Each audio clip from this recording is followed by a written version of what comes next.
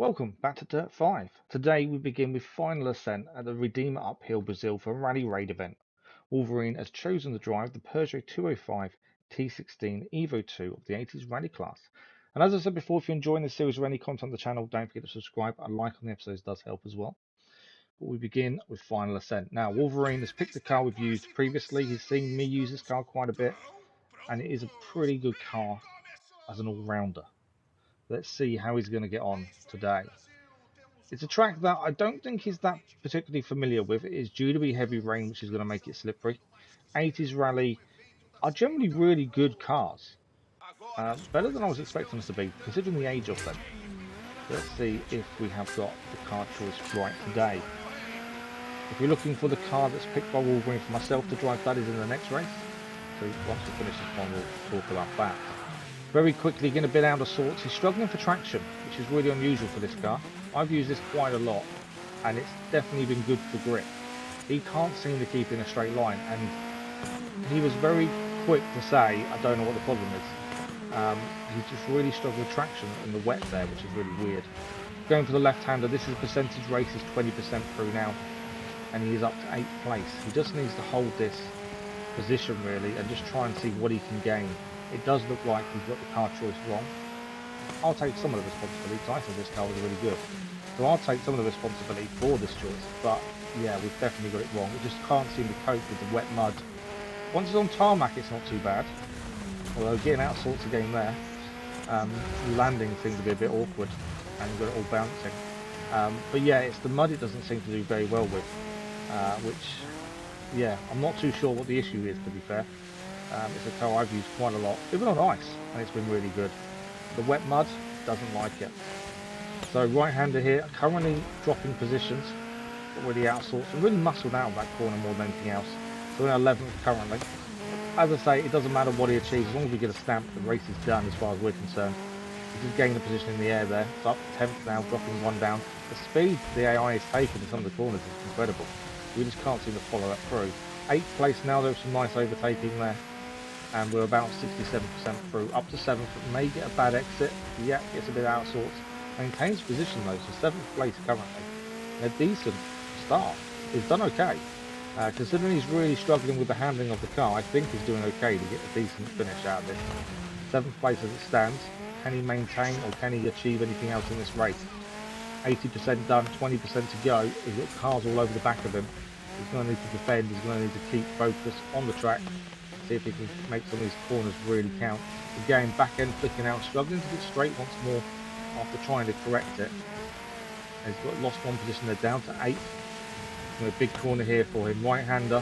The race for the line, and I think it's going to be, unfortunately, 9th place, overtaken right near the end. And if you look at the other cars chosen, the car he drove, 8th place to 11th, is in the same car, and they had the same kind of result. It wasn't good.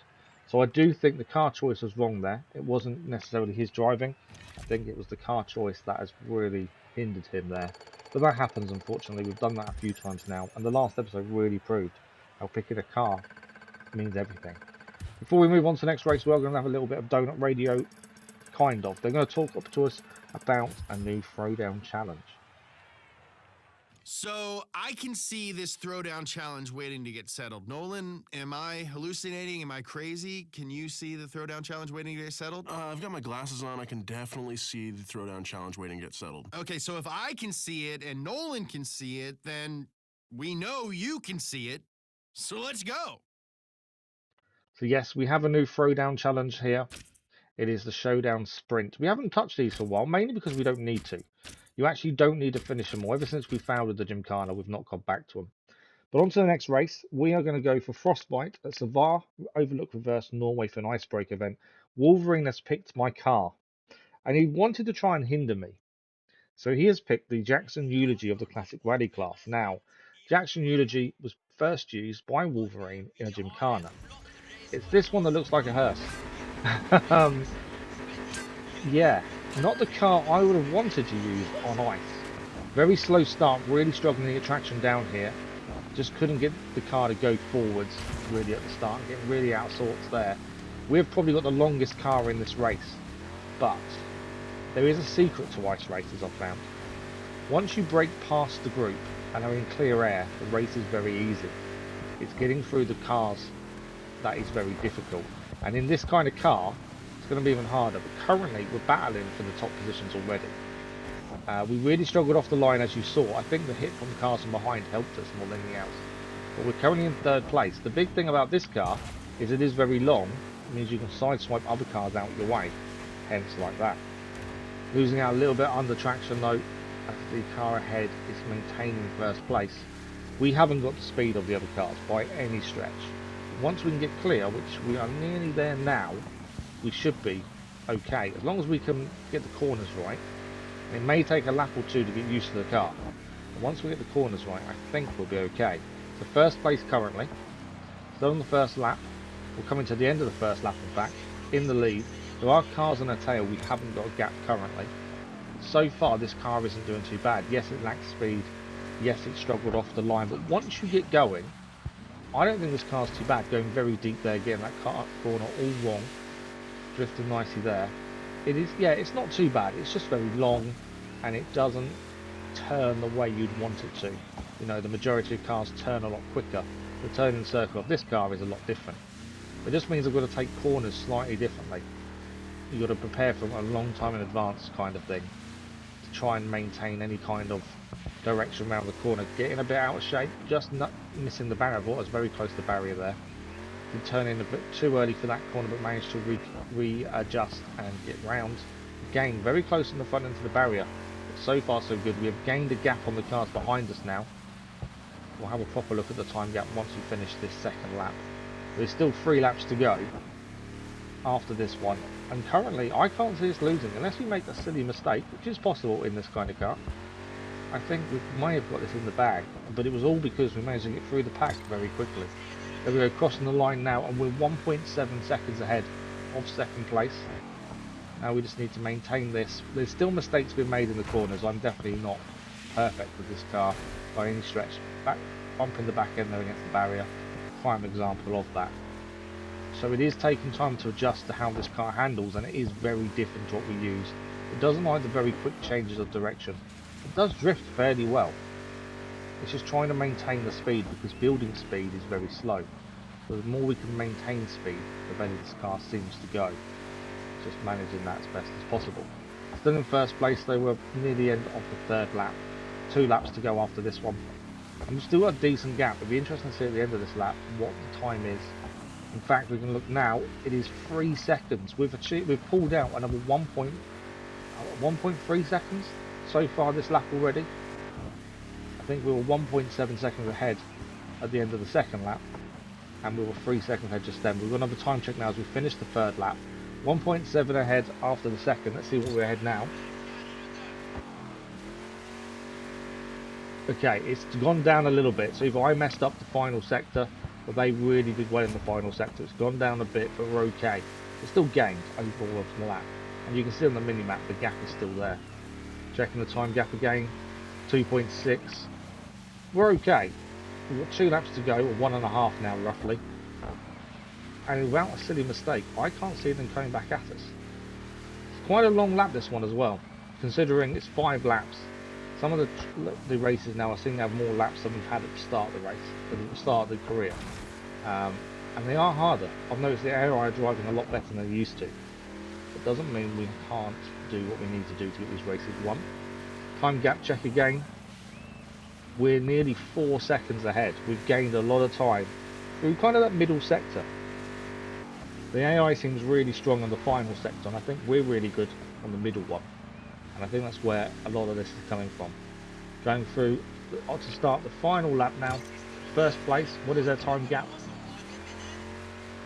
Is 3.8 seconds, I think that said. We're plenty ahead. As long as we don't make any silly mistakes now, we just got to finish the race and we're done. Wolverine's a little bit annoyed that I've managed to use a rubbish car to win a race potentially.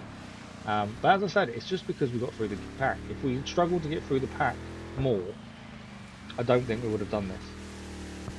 And the start was horrendous. We just couldn't get any power down off the line. Once we got going, we're okay. And if you notice, we're not really letting the power drop too far, or the speed drop too far, because it's so slow to get any speed back. And that's, I think, the big thing. Got to make sure we're feathering the throttle around the corners, just not allowing too much speed to go out. Being careful on the brakes, not braking for too long. Trying to keep the speed above 40 miles an hour at all times where possible. And I think that's the secret to our success with this race. So far, it has gone extremely well. Better than I expected when he picked the car. When he picked the car, I was like, oh, please don't. Pick something else. But we're going to cross the line. And we're going to win the Icebreaker event with the Jackson Eulogy. Not what I was expecting to say. Yeah. Just, we managed to get through the pack. It made a massive difference. We won by about 5 seconds in the end, which could have gone the other way. If they had held us up more at the start, I think it would have been a worse result for us. But instead, we managed to pull it out of the bag and survived. I think that's all we can say, is we survived it. It's not a car I would choose to use. Not a car I plan on using again unless Wolverine decides to try and mess me up again. But otherwise, yeah, no. Will not be using this car if I can help it. But that is another race victory, another event done. We're definitely moving through this final stage of career mode before the DLC. Decent pace, I feel. New unlocks as well. We're kind of just trying to work our way through and, you know, get ready to start the next load of races every time. The main thing is Wolverine is still enjoying it. Right, for the next race and the final race of the episode, we're looking at Sandstorm at West Mitten, Arizona for a Pathfinder event. Wolverine is driving the Armada Rock Bouncer, the Rock Bouncer class, the 1000 brake horsepower one. No commentary as it's a Pathfinder, so we'll see how Wolverine does and we'll see you at the end. Well, it is the ultimate navigational test. Constantly nerve-wracking, always trying to get the suspension coils. Now we've seen this happen before. And it's not racing towards the first corner. Landing there is straight.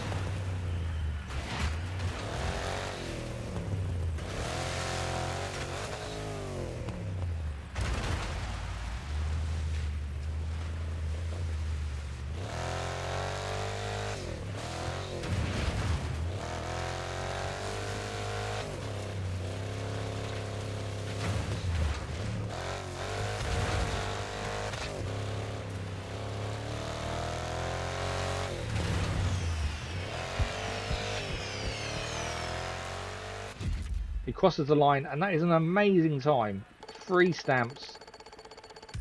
6 seconds, 6.1 seconds under the required time for 3 stamps.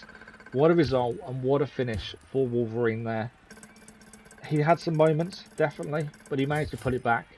He's starting to understand how this vehicle works. This is the 1000 brake horsepower DLC Rock Bouncer, and he definitely says it is getting better and easier to drive. But again, it's all about the track. But that is it for today. We are finished for this episode. I've managed to pull out a win when Wolverine picked the car. And I think Wolverines has some fantastic results as well, especially the Rock Bouncer Pathfinder event was amazing. Thank you for watching. We'll be back with more Dirt 5 very soon.